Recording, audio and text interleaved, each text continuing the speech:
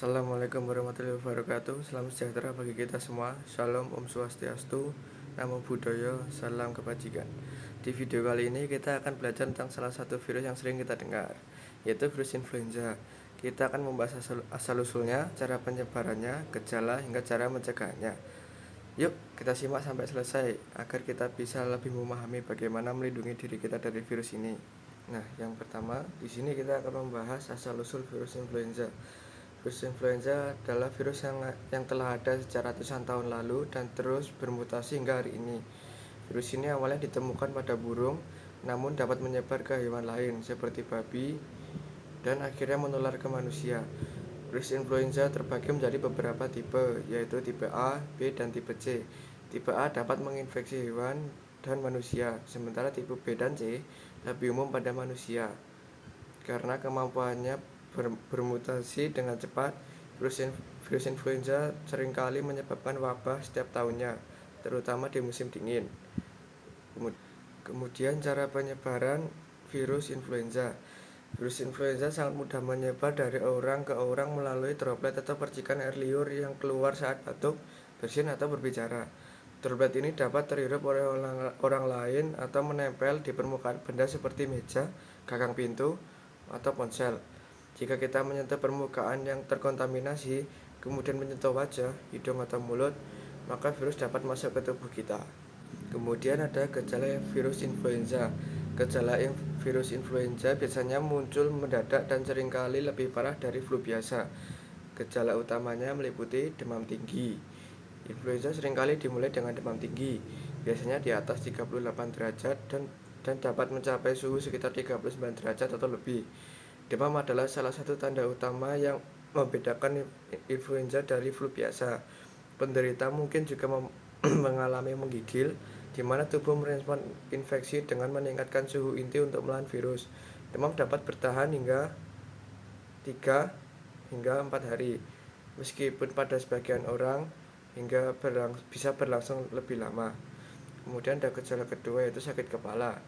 Sakit kepala pada influenza seringkali cukup kuat dan terjadi di seluruh tubuh bagian kepala. Sakit kepala ini disebabkan oleh peradangan yang terjadi sebagai respon tubuh terhadap infeksi. Pada sebagian besar kasus, sakit kepala yang disertai dengan sensasi tekanan atau nyeri di sekitar mata dan dahi. Beberapa penderita juga mengalami kepekaan terhadap cahaya dan suara. Yang ketiga, ada nyeri otot dan sendi. Nyeri otot adalah gejala khas dari influenza. Seringkali digambarkan sebagai rasa pegal atau sakit di seluruh tubuh. Rasa nyeri ini paling terasa di punggung, lengan, dan kaki. Pada beberapa orang, nyeri otot dan sendi ini cukup parah, sehingga menyebabkan rasa lemas dan sulit untuk beraktivitas. Nyeri otot terjadi karena tubuh sedang berusaha melawan infeksi, sehingga sistem kekebalan bekerja lebih keras. Yang keempat, ada kelelahan ekstrim. Salah satu gejala yang membuat influenza terasa berat adalah kelelahan atau rasa lelah yang ekstrim. Penderita sering merasa sangat lemah dan lelah, bahkan setelah melakukan aktivitas ringan. Rasa lelah ini dapat bertahan selama beberapa hari hingga beberapa minggu setelah gejala lainnya mereda. Kelelahan yang berkepanjangan disebabkan oleh energi yang dibutuhkan tubuh untuk melawan infeksi, sehingga tubuh perlu istirahat lebih banyak. Kemudian yang kelima, batuk kering. Batuk kering yang muncul pada influenza biasanya adalah batuk kering yang tidak disertai dahak. Batuk ini terasa sangat mengganggu, terutama pada malam hari. Dalam beberapa kasus, batuk kering berubah menjadi batuk berdahak seiring berjalannya waktu, terutama jika ada infeksi sekunder pada paru-paru saluran pernafasan. Batuk ini adalah cara tubuh membersihkan saluran pernafasan dari iritasi dan lendir. Kemudian kita masuk komplikasi yang muncul pada influenza.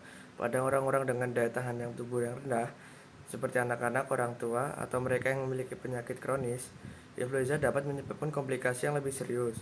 Beberapa komplikasi yang muncul termasuk 1. Pneumonia. Pneumonia adalah infeksi pada paru-paru yang terjadi jika infeksi influenza menyebar ke paru-paru atau jika ada infeksi bakteri sekunder. Pneumonia bisa menjadi kondisi yang serius dan membutuhkan perawatan intensif.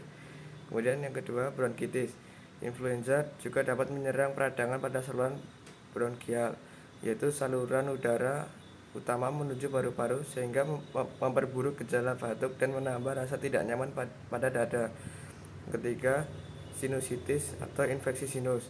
Sinusitis bisa terjadi sebagai komplikasi ketika flu menyebabkan penumpukan lendir dan infeksi di sinus. Ini dapat menyebabkan sakit kepala dan tekanan di sekitar hidung, mata, dan dahi. Yang keempat ada asma. Pada penderita asma, influenza dapat memicu serangan asma yang lebih sering atau lebih parah karena peradangan di saluran nafas.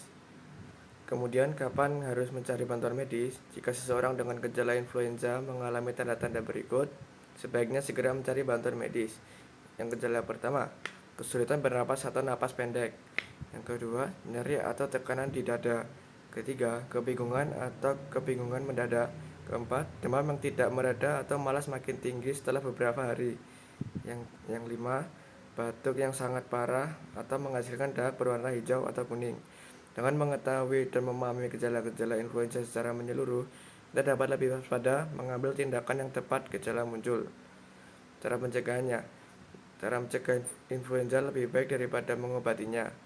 Beberapa langkah penting untuk pencegahan antara lain mencuci tangan dengan sabun secara teratur, menutup mulut dan hidung saat batuk atau bersin, serta menghindari kontak dekat dengan orang yang sedang sakit.